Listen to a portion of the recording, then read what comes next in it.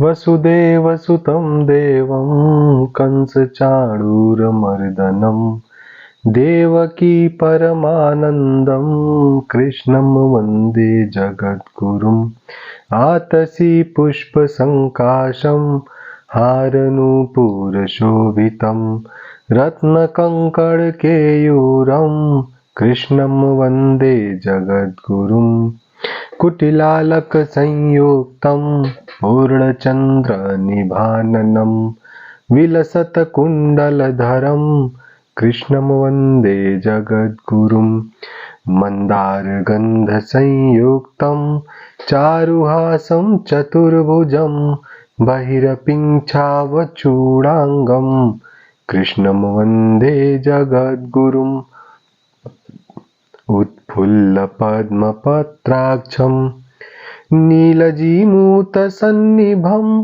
यादवानां शिरोरत्नं कृष्णं वन्दे जगद्गुरुम् रुक्मिणीकेलिसंयुक्तं पीताम्बरसुशोभितम् अवाप्ततुलसीगन्धं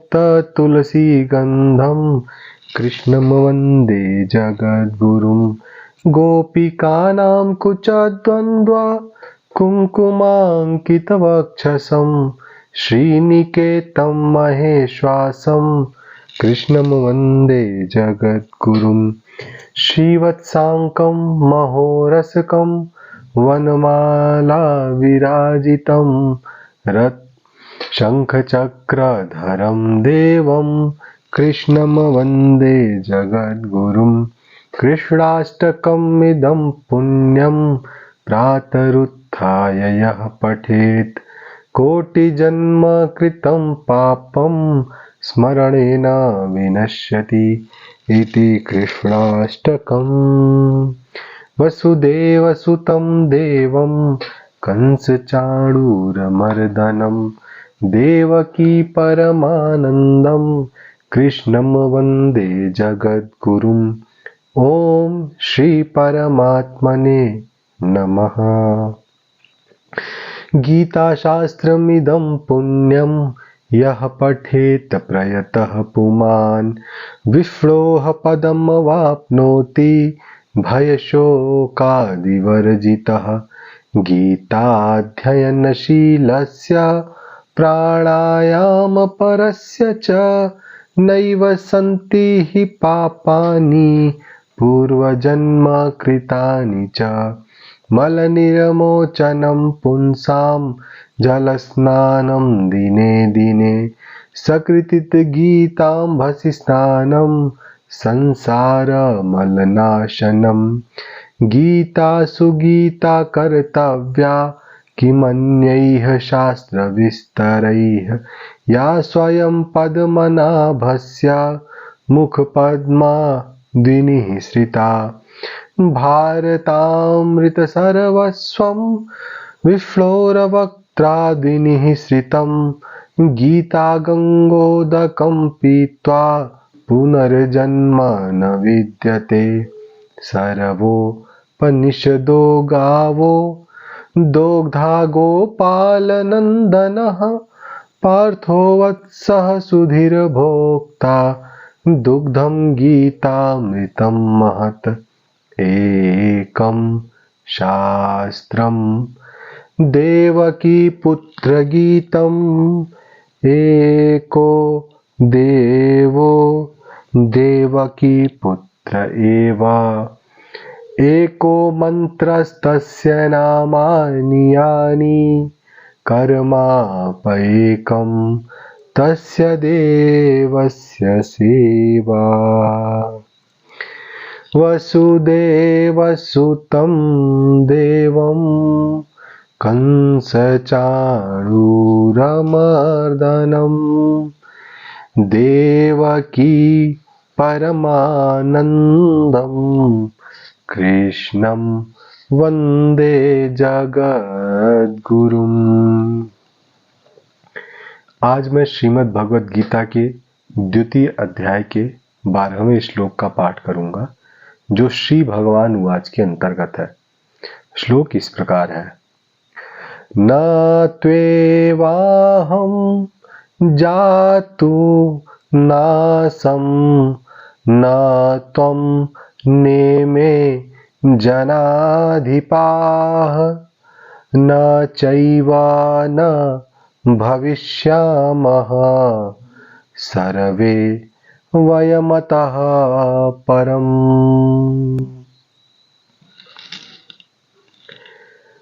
जैसा कि मैंने आप लोगों को बताया है कि श्रीमद् भगवद गीता का द्वितीय अध्याय सांख्य योग से नाम से जाना जाता है। सांख्य योग पूरी तरीके से वैज्ञानिक सिद्धांतों पर आधारित है और विज्ञान में जो जो चीज़ें जैसी जैसी कही गई हैं, जितनी सत्य है और हमारी तार्किक शक्ति उसको जितना सत्य समझती है, वैसे ही सांख्य योग में श्री भगवान द्वारा कहे गए, जो सुप्रीम गॉडहेड है, उनके द्वारा कहे गए सारे के सारे शब्द अक्षरशः सत्य है। हमको पहले अपने हृदय में इसकी ये भावना रख लेनी चाहिए कि ये सारे के सारे श्लोक बहुत ही सत्य हैं। अब इनकी सत्यता इसके लिए भी है क्योंकि ये भगवान के श्री मुख से खुद ब खुद निकल रही हैं और भगवान इस चीज को अर्जुन को बता रहे हैं। इनकी सत्यता और इनकी शक्तियों को इससे भी समझ लेना चाहिए कि जब हमने श्रीमद् भगवद गीता का पाठ स्टार्ट किया था, जब आरंभ किया था, तो उस समय अर्जुन मोह से ग्रसित हो जाते हैं। अर्जुन को इतना ज्यादा मोह हो जाता है कि वह अपना कर्म त्याग देते हैं और पूरे की पूरी, जिसको विषाद वाली मानसिकता बोलते हैं, उस विषाद से ग्रस्त होकर, दुख से ग्रस्त होकर, बड़े ही उदास और खिन्न मन से अपने रथ में बैठ जाते हैं और ऐसी अवस्था में बैठते हैं कि उनको कुछ पता ही नहीं रहता कि अब हमको क्या करना है।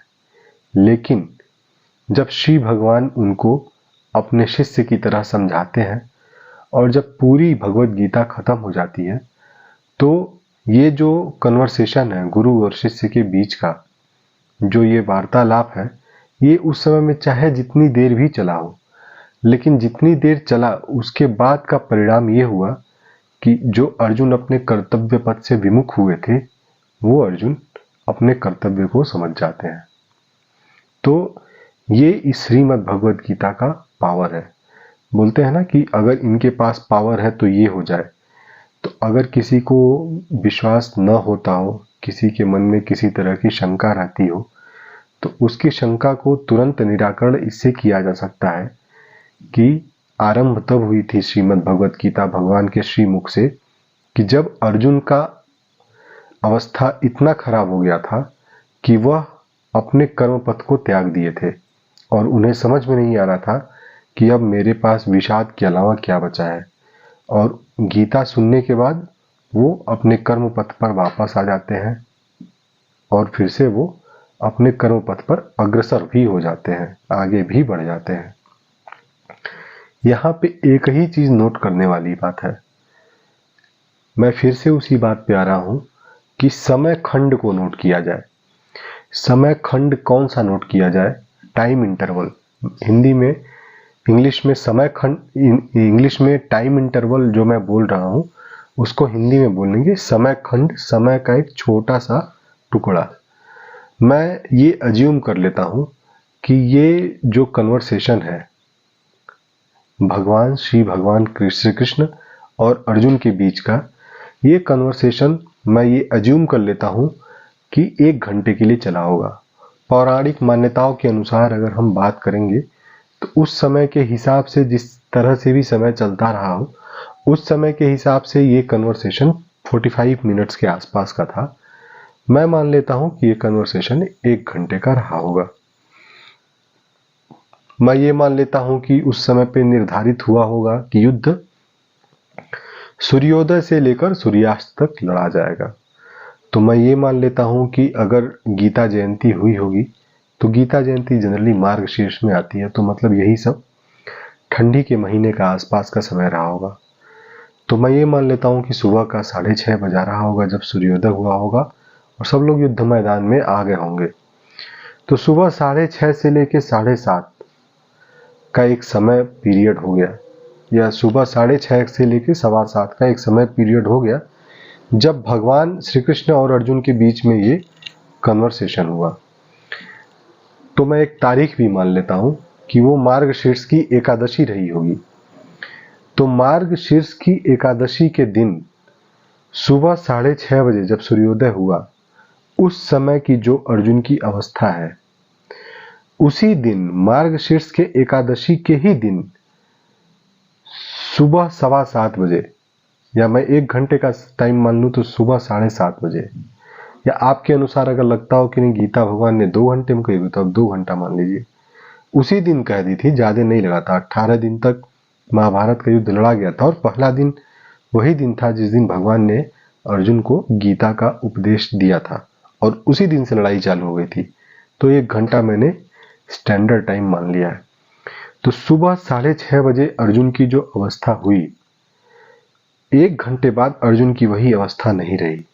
इतना पावरफुल है गीता। 1 घंटे के अंदर में अर्जुन की पूरी मनोदशा को बदल देती है। क्या बदलती है? भगवान के द्वारा कही हुई बात। इसीलिए जो आम बोलचाल की भाषा में हम लोगों को भी सिखाया जाता है, वो यही सिखाया जाता है कि आपको किससे किस तरह की बातें करनी है। बातें करना ही हमको सिखाया जाता है। कैसी बातें करनी है कि किसी को हर्ट ना हो, क्योंकि आपकी जो बातें हैं ना, वो सुनने वाले को, वो श्रोता को बहुत हद तक प्रभावित करती हैं। तो भगवान श्री कृष्ण की जो बातें थी, जिस तरह से भगवान श्री कृष्ण ने बातें अर्जुन को बताई, अर्जुन उसी से तो प्रभावित हुए। अब भगवान ने इसमें विश्व रूप दर्शन योग भी कराया है, विश्व रूप का दर्शन भी कराया है। तो हो सकता है अर्जुन को उन्होंने विश्व रूप भी दिखाया हो, लेकिन हमारे लिए क्या है ये कि भगवान श्री मुख अरविंद से निकली हुई, भगवान के मुंह से निकली हुई ये बातें हैं जो अर्जुन सुनते हैं। और अर्जुन को ये बातें सुनने के बाद इतना बड़ा परिवर्तन आता है कि जो अर्जुन 6:30 बजे थे, वो अर्जुन 7:30 बजे नहीं है। अर्जुन पूरा का पूरा ट्रांसफॉर्म हो जाते हैं, पूरा का पूरा बदल जाते हैं।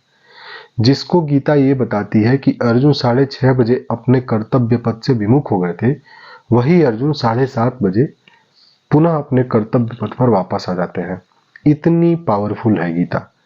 तो इसके जो मंत्र हैं, जिनको मैंने कहा कि ये सब सूत्र हैं जीवन के, तो इनको बिल्कुल भी हमको फॉर्मूले की तरह याद कर लेना चाहिए। और सांख्य योग को खास करके, क्योंकि ये पूरा का पूरा वैज्ञानिक है और इसमें तर्क शक्ति बहुत ही ज्यादा काम करती है और आदमी को आराम से समझ में आती है। तो जो भगवान ने इसके पहले वाले श्लोक में कहा, वो यही कहा कि शोक मत करो। किसी भी अवस्था में, किसी भी समय में शोक मत करो, किसी के लिए भी शोक मत करो। तो जब भी रेफरेंस लिया जाता है सांख्य योग को समझने के लिए, तो समय का ही रेफरेंस लिया जाता है। तो अर्जुन को किसी भी समय में शोक नहीं करना चाहिए। वो समय या तो किसी के प्राण जाने के बाद का हो या किसी के जीवित रहने पर हो।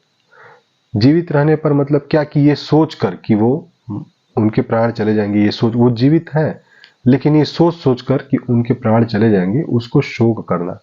अर्जुन के साथ यही घटना घट रही है कि उनके सामने भीष्म पितामह जीवित खड़े हैं, गुरु द्रोणाचार्य जीवित खड़े हैं, लेकिन ये सोच सोच कर कि उनके प्राण चले जाएंगे, अर्जुन शोक कर रहे हैं। तो भगवान ने पहला फार्मूला क्या दिया कि शोक मत करो। अब भगवान उसी चीज को और कैसे बता रहे हैं जो बहुत ही सही है, बहुत ही समझने वाली है और हमेशा के लिए जीवन में ध्यान रखने वाली बात है। भगवान कह रहे हैं अर्जुन से कि हे अर्जुन, न तो कभी ऐसा था कि मैं किसी काल में नहीं था, न ही कभी ऐसा था कि तू भी नहीं था, अथवा ये राजा लोग नहीं थे, और न ही कभी ऐसा समय आएगा कि ये हम सब लोग नहीं रहेंगे। तो इसको एक एक करके हम लोग समझते हैं, एक एक शब्द को हम लोग समझते हैं। भगवान कहते हैं कि ऐसा कोई काल नहीं था, मतलब फिर वो किसका रेफरेंस ले रहे हैं? समय का रेफरेंस ले रहे हैं। हम लोग भी जब पूरी इंजीनियरिंग और पूरी टेक्नोलॉजी की पढ़ाई करते हैं तो हम लोग भी तो समय का ही रेफरेंस लेते हैं ना, कि इस समय में ये हुआ है, इस समय में ऐसा होगा, तो ये चीज परिवर्तित हुई है। तो भगवान भी यहाँ पे किसका रेफरेंस ले रहे हैं? समय का रेफरेंस ले रहे हैं। एक समय वो है जब भगवान खड़े हैं और अर्जुन से वार्तालाप कर रहे हैं, तो वो 1 घंटे का समय। उसके पहले भी भगवान एक समय में थे और उसके बाद भी भगवान एक समय में रहेंगे, वो ऐसा कह रहे हैं। अब जब समय का रेफरेंस लिया जा रहा है तो समय तो अनंत अनादिकाल से है।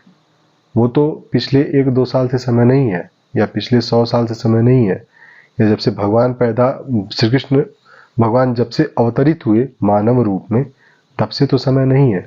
समय तो पहले भी था, समय तो अब भी है और समय कल भी रहेगा। या भगवान श्री कृष्ण ने जब मानव शरीर को त्याग दिया, तब क्या समय नहीं रहेगा? तब भी समय रहेगा। तो भगवान श्री कृष्ण किसके सापेक्ष में बात कर रहे हैं? समय के सापेक्ष में बात कर रहे हैं। वो अर्जुन से ये कह रहे हैं, पहला सेंटेंस ये कह रहे हैं कि ऐसा कोई समय नहीं था, न ऐसा कोई समय रहेगा कि जिस समय में मैं नहीं हूं। तो सोचिए कितने सौभाग्य की बात है कि गीता भगवान के मुख से कही गई एक अमृत वाणी है और भगवान ने खुद यही कहा है कि मैं हर एक समय में हूं। मैं पीछे भी था, आज भी हूं, कल भी रहूंगा। मतलब ये जो समय हम आज के समय में जी रहे हैं, जो आज का दिनांक है 28 जनवरी 29 जनवरी, उस समय में भी भगवान है। 28 जनवरी 2024 को भी भगवान है। मतलब भगवान हर एक समय में है। भगवान इस समय में है, भगवान अगले समय में भी रहेंगे और भगवान जो पीछे का डेट निकल गया उस डेट में भी रहेंगे। तो मतलब आज के समय में भी वही श्री कृष्णचंद्र भगवान है। वो इस समय में भी है। ऐसा नहीं कि वो द्वापर युग में थे। द्वापर युग में वो मानव शरीर लेकर आए थे। उनको भी हमारी ही तरह एक शरीर मिला हुआ था जिसको वो धारण किए हुए थे। तो वो उस समय में सशरीर थे और आज है तो आज हमारे बीच किसी भी रूप में हो सकते हैं। इसीलिए एक प्यारा सा भजन है कि पता नहीं किस रूप में आके नारायण मिल जाएगा। तो हमको हर एक जीव मात्र में, हर एक समय में हमको भगवान ही दिखने चाहिए। कि भगवान कब और कहाँ किस रूप में आके हमको मिल जाएंगे, हमें खुद ही नहीं पता। भगवान, क्योंकि गीता के 12वें श्लोक में, द्वितीय अध्याय के 12वें श्लोक में, सांख्य योग में भगवान ने खुद ही कहा है कि न त्वेवाहम जातुनासम न त्वम नेमे जनाधिपा। कोई भी ऐसा नहीं था, कोई भी ऐसा समय नहीं था जब मैं नहीं था। मैं हर एक समय में था।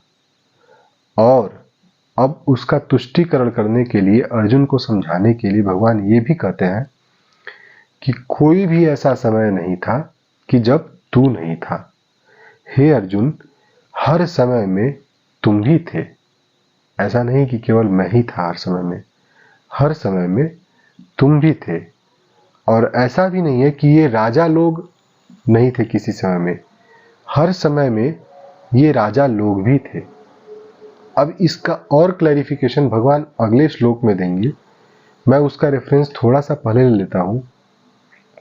फिर से हम समय की ही बात करेंगे और मैं विज्ञान के उस तथ्य की बात करूंगा जिसको हम लोगों को पढ़ाया जाता है, law of conservation of energy.